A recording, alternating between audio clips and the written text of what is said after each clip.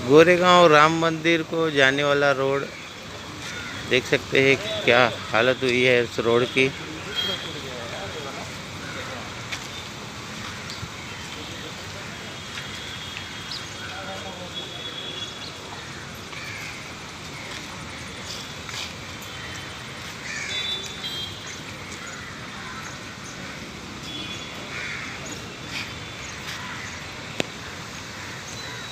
ये हालत है गोरेगांव वेस्ट एसवी रोड के ठीक बगल में।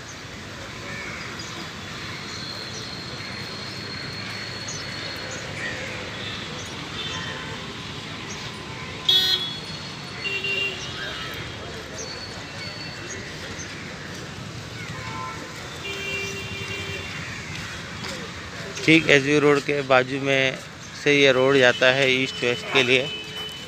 देख सकते हैं क्या हालत हुई है रोड की।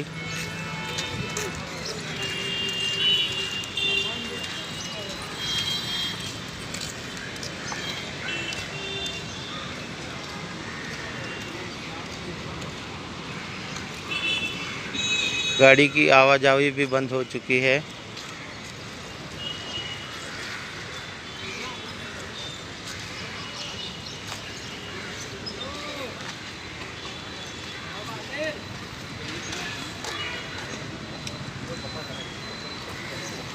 हमारे चप्पल एक जने रहे ना दे रहे हैं।